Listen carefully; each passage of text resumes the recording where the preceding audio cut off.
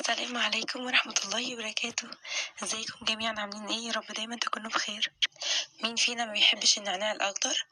النهارده هنفرز مع بعض النعناع الاخضر بطريقة سهلة جدا، ما بتاخدش معاكي وقت ولا مجهود، وبيفضل عندك النعناع الاخضر طول السنة. في اي وقت تعملي كوباية نعناع دافية وتشربيها، او السلام لو حطيتيها على الشاي، مفيش احلى من كده. ما تنسيش تحطي لايك للفيديو ونسمي الله ونبتدي مع بعض. معلش يا جماعة بعتذر على صوتي عشان عندي برد.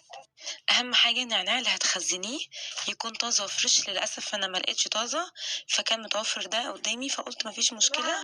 وكمان ده مش بلدي. ازاي تعرفي النعناع البلدي؟ بيكون ريحته قويه جدا، وكمان بيكون فيه زي زهره كده صغيره لونها ابيض. واهم حاجه حاولي تجيبيه يكون فريش كده ولونه اخضر. بس كده. اول حاجه هتعمليها انك هتفتحيه وتنقي كل الحاجات اللي هي مثلا لونها اسود، مثلا ورقتها مش خضرة كده وحلوة، وبعدين تغسليه كله كويس.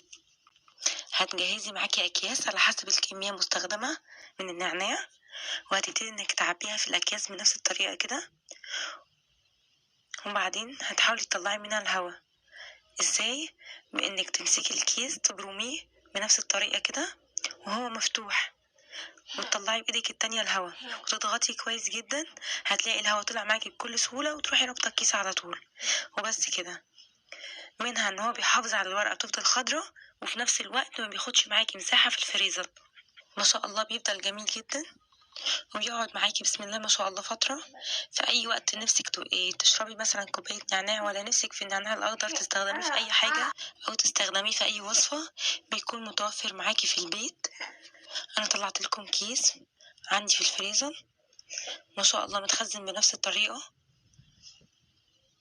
ده كده طلع من الفريزر، انتي بتطلعيه من الفريزر تاخدي القطعه اللي انتي عايزاها، وبيكون سهل معاكي ما شاء الله. مش بتسيبيه يفك على الرخام ولا اي حاجه، لا، بتطلعيه تكسري منه كده حته وتحطيها في قلب الكوبايه، وباقي الكيس ترجعيه على طول في الفريزر عشان ما يفكش منك ويسود لونه. بالطريقه دي بتحافظي على لونه لحد اخر عود نعناع معاكي. شايفين هو كده متلج؟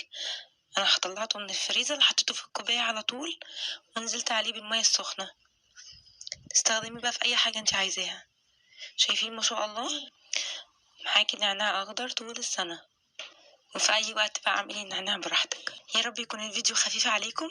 تنسيش تحطي لايك للفيديو واشتراك للقناه. اشوفك ان شاء الله باذن الله في فيديو جديد. مع السلامه.